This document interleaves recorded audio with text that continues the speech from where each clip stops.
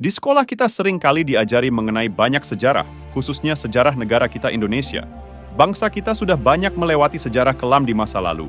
Hal ini tentu tidak lepas dari penjajahan yang dilakukan oleh negara-negara Eropa seperti Belanda, Portugis, Inggris, bahkan sesama negara Asia yang mengaku saudara tua, namun nyatanya omong kosong yaitu Jepang. Melihat hal tersebut, tentu kita sebagai generasi milenial tentu penasaran dengan bagaimana proses bangsa Indonesia bisa lepas dari jeratan bangsa-bangsa penjajah tersebut. Maka dari itu mari flashback ke masa lalu, tepatnya pada saat meletusnya Perang Dunia Kedua.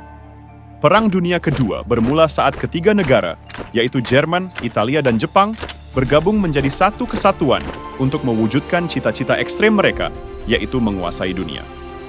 Perang Dunia Kedua bermula pada saat Jerman mulai menyerang Polandia, yang pada saat itu merupakan negara yang dilindungi oleh Sekutu Barat.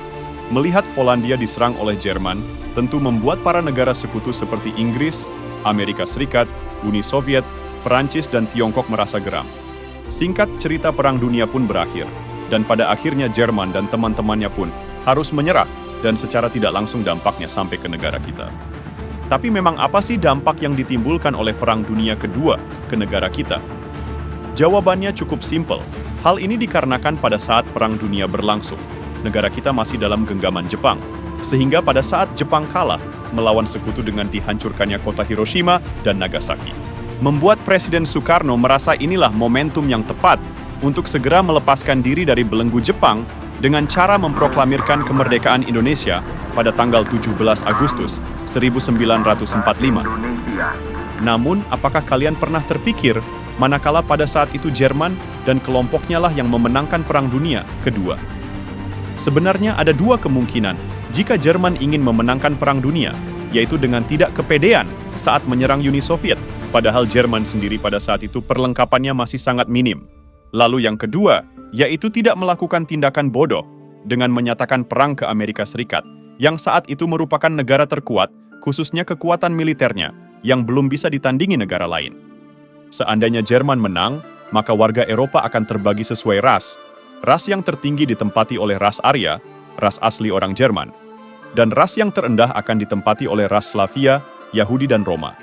Semua ini dapat terjadi karena pada waktu itu pemimpin Nazi, yaitu Hitler, menganggap ras terendah seperti Yahudi dan lain-lain merupakan suku yang tidak layak untuk hidup.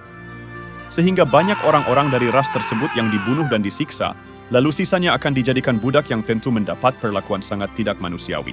Jika Jerman dan kelompoknya menang, maka beberapa negara di dunia akan dalam kekuasaan mereka dengan masing-masing wilayah kekuasaan. Seperti Jerman menguasai benua Eropa, Italia menguasai wilayah Afrika, dan Jepang menguasai Asia. Kalau saat itu Jepang menang, maka artinya kota Hiroshima dan Nagasaki tidak jadi rata dengan tanah. Sehingga secara tidak langsung kita masih dalam genggaman Jepang, dan kita akan dipaksa memakai ideologi dan kebudayaan secara permanen.